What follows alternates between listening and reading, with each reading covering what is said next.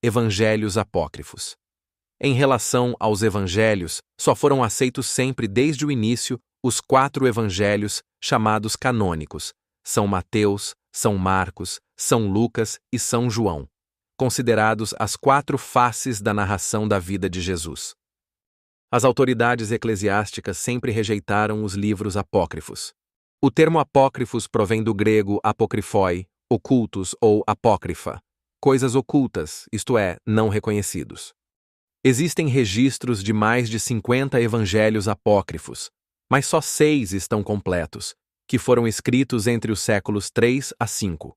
Conservam-se também muitos fragmentos de outros apócrifos, e os mais antigos datam de fim do século II, mas todos são posteriores aos 4 evangelhos canônicos reconhecidos pela Igreja: Evangelho de Tomé, o Pastor de Hermas, o Evangelho de Pedro, o Apocalipse de Pedro, o Evangelho de Tiago, o Evangelho de Nicodemos, que inclui os Atos de Pilatos, os Atos de Paulo, um novo Apocalipse de João, vários Apocalipses da Virgem, uma Epístola de Tito, Evangelho segundo os Hebreus, segundo os Nazarenos, dos Coríntios, dos Egípcios, dos Sírios, dos Eucratistas ou dos continentes, 2 Evangelhos de Apeles, outro de Basílides, de Marcion, simônicos atribuído aos discípulos de Simão de Giton, de Tassiano, de Lúcius, de Luciano, de Seleuco, de Esíquios.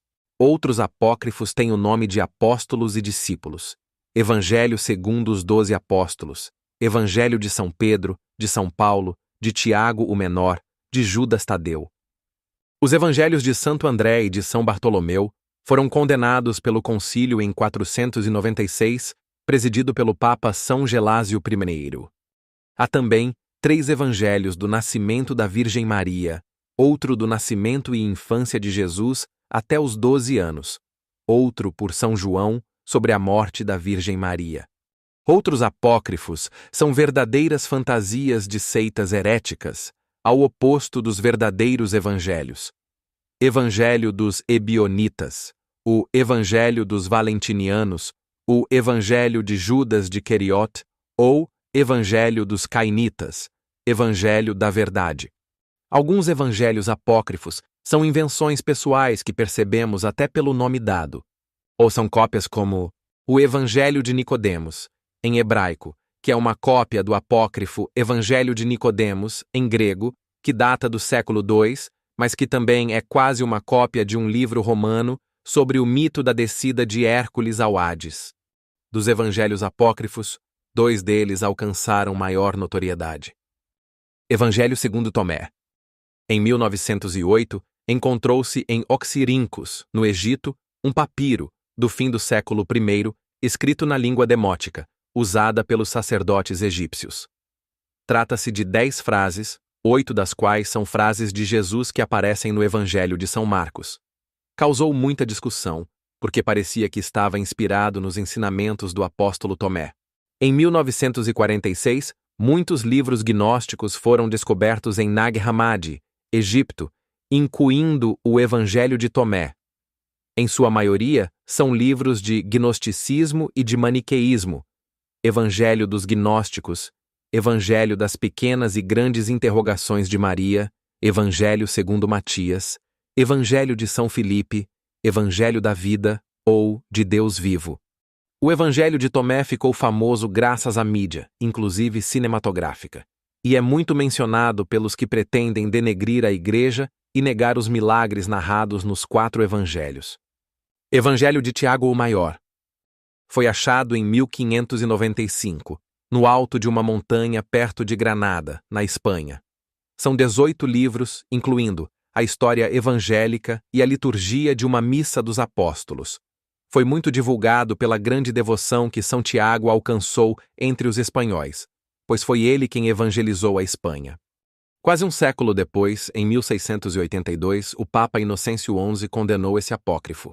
Os evangelhos apócrifos e os outros livros apócrifos contêm muitas passagens e ensinamentos tirados da tradição ou dos próprios evangelhos autênticos. Alguns mais antigos até contêm dados verdadeiros transmitidos pelos apóstolos e comuns entre os primeiros cristãos dos séculos II a IV. Mas, no geral, são invenções, lendas, absurdos, as chamadas falsas revelações, como vemos tantas através da história. Levam o nome de grandes personalidades dos inícios do cristianismo para ganhar prestígio. Nos evangelhos canônicos, é relatada praticamente só a vida pública de Jesus, e os apócrifos querem completar o que não se publicou da vida oculta, dos 12 aos 30 anos, como também a Assunção de Nossa Senhora, transmitida pela tradição desde a época dos apóstolos, proclamada depois dogma de fé, e a sua perpétua virgindade, também tradição e dogma de fé. A apresentação no templo à idade de 3 anos, a apresentação transmitida pela tradição, é aceita e celebrada na liturgia de 21 de novembro. Os nomes dos pais: Joaquim e Ana. Também aceitos e celebrados como santos na liturgia a 26 de julho. E talvez sejam lendas, mas é aceito universalmente até hoje, trazido dos apócrifos, que junto à Sagrada Família na Gruta de Belém havia um boi e um burro, e que os nomes dos magos de Oriente eram Belchior, Gaspar e Baltazar, e que eram reis. Que os nomes dos 2 ladrões crucificados com Jesus eram Dimas, canonizado pelo povo desde os primeiros séculos, e Gesta. Que o nome do soldado romano que atravessou o costado de Jesus era Longinos, palavra que vem do grego logchos, lança, também canonizado pelo povo. A história da Verônica que enxugou o rosto de Jesus, Verônica, Vera Icon, verdadeira imagem. A primeira lista oficial dos 4 evangelhos canônicos consta no Cânon de Muratori, elenco dos escritos do Novo Testamento da Igreja de Roma. Remonta ao século II, recolhendo toda a tradição dos escritores eclesiásticos e dos santos padres, desde a época dos apóstolos. No ano 393, o Concílio Regional de Hipona, no norte da África, estabeleceu o cânon das Sagradas Escrituras, tanto do Velho como do Novo Testamento, como é hoje na Igreja Católica.